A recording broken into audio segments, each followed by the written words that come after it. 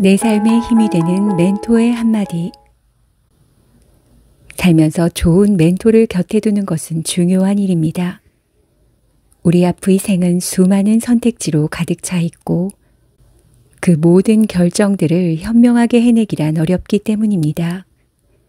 그럴 때 고민을 털어놓고 영감을 받을 수 있는 존재가 있다면 마음의 위안도 얻고 좋은 선택을 내리기 위한 전력으로 삼을 수 있습니다.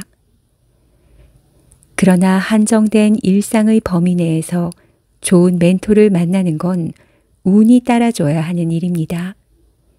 삶이 던지는 문제들은 쉽게 답하기 어려운 것들이 많고 타이밍에 맞게 필요한 멘토를 만날 확률도 매우 낮으니까요. 이 어려움과 멘토에 대한 갈증을 잘 알고 있는 분들은 이 책을 읽으며 큰 도움을 얻으실 수 있을 것입니다. 한 권의 책이 사람을 바꾸기도 하고 한 사람과의 만남이 운명을 바꾸기도 한다. 책과 사람을 함께 만나면 사람의 운명은 어떻게 바뀔 수 있을까? 외환 위기를 겪을 무렵 익숙한 것과의 이별을 읽었다. 부록의 나이에 접어드는 내가 중대 결정을 내린 결정적인 계기가 되었다. 그 후 조직의 울타리를 벗어나 정글의 법칙을 익히는데 저자 구본형은 내 인생의 멘토가 되었다. 완전히 바뀐 무대에서 나는 값비싼 대가를 치르며 삶의 지혜를 배워나갔다. 책 속에서 길을 찾으려 매년 100권 이상의 책을 읽었지만 한계가 있었다. 그 무렵 사부도 책과 강의로 사람이 변하는데 한계가 있다는 걸 느끼고 나를 찾아 떠나는 여행이라는 프로그램을 만들었다. 자신의 모습대로 살고 싶은 사람들을 대상으로 하여 가장 잘할 수 있고 가장 하고 싶은 일을 찾고 내 안에 있는 욕망과 기질을 발견하여 어제보다 더 아름답게 살아가도록 도와주는 것이었다. 제자들은 이것을 꿈 프로그램이라 불렀다. 회사라는 울타리를 벗어나 나다운 일, 내가 잘하는 일을 하면서 자유롭게 살고 싶었다. 하지만 현실의 벽은 생각보다 높았다. 그보다 더 넘기 어려운 것이 나 자신을 알고 다스리는 것이었다. 나는 많은 시행착오를 겪으며 다시 시작해야 했다. 나답게 사는 법을 배우고 사람과 세상을 공부하면서 사부가 하는 것처럼 매년 한 권의 책을 썼다. 준비 없이 거친 세계로 몸을 던져 힘든 후반전 인생을 살아가면서 사부의 존재는 나침반과 등대였다. 사부의 책이 18권이 될 무렵 청천벽력 같은 소식을 들었다. 병이 위중하다는 것이었다. 환갑을 1년 남겨둔 안타까운 나이, 기적은 일어나지 않았다.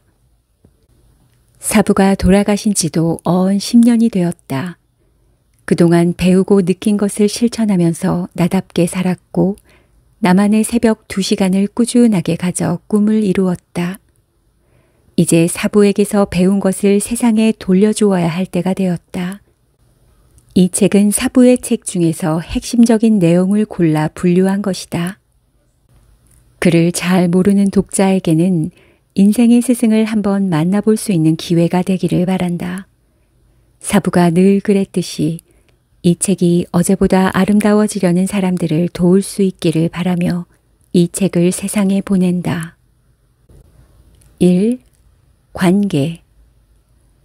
인간은 사회적 동물이다. 혼자서 할 수 있는 것은 거의 없다. 의미 있는 일들은 관계 속에서 이루어진다.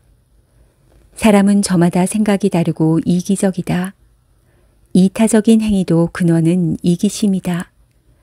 생각이 다르고 이기적인 인간들이 모이면 부딪히고 갈등이 생기기 마련이다. 학교에서는 가르쳐주지 않는 인간관계는 스스로 배우고 익혀야 한다. 인간관계는 사회적인 성공뿐 아니라 행복과 건강에도 영향을 준다. 로버트 월딩거 하버드대 정신의학과 교수는 인간관계는 몸과 마음 모두에 강력한 영향을 준다고 했다. 혼자서 행복한 사람은 없다. 수도승도 관계가 나쁘면 살아가기 힘들 것이다.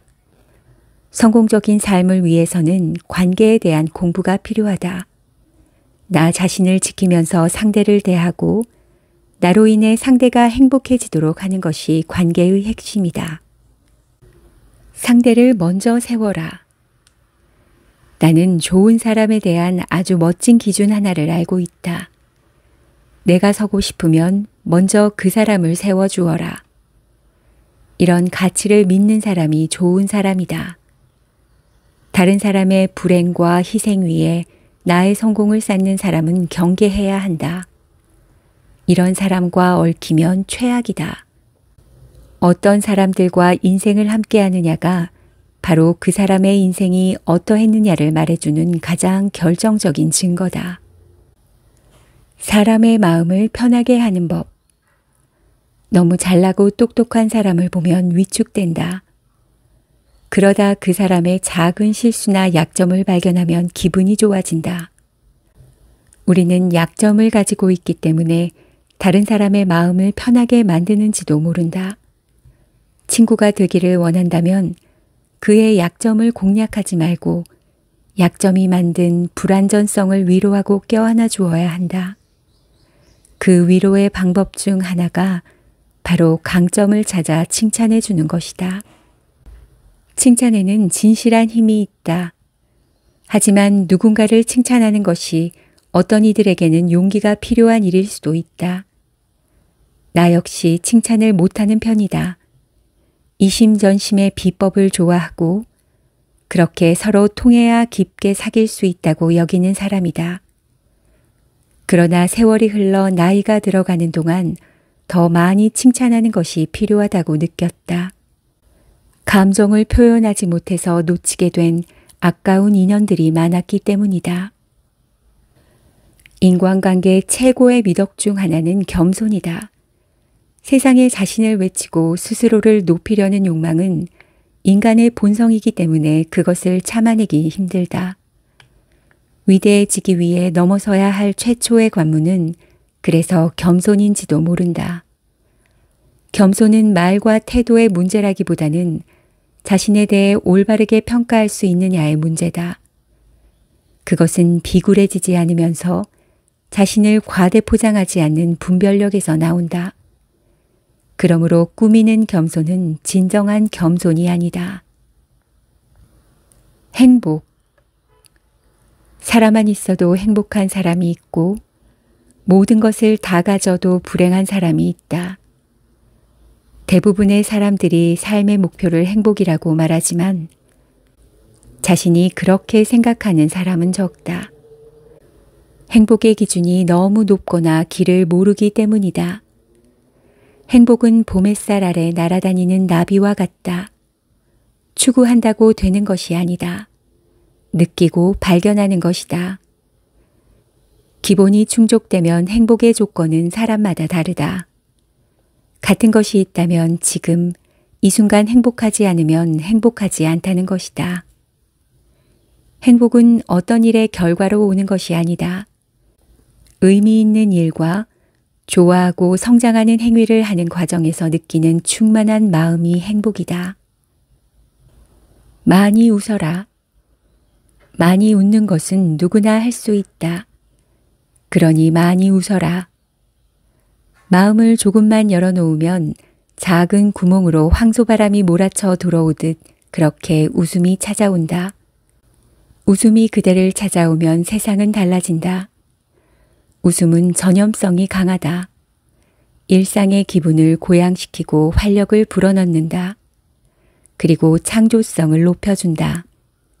기억하자. 행복은 행복한 사람만 전달할 수 있는 것이다. 행복한 사람이 없는 행복한 사회란 없다. 당연히 행복한 직원이 없는 행복한 고객도 없다. 가진 것에 감사하는 삶.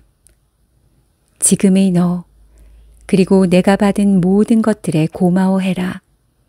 갖지 못한 것에 대한 욕망으로 번민하지 말고 갖고 있는 것에 마음껏 감탄하고 이 축복을 만끽해라. 세상은 성취가 모자라는 것이 아니라 감탄이 모자라는 것임을 알게 될 것이다.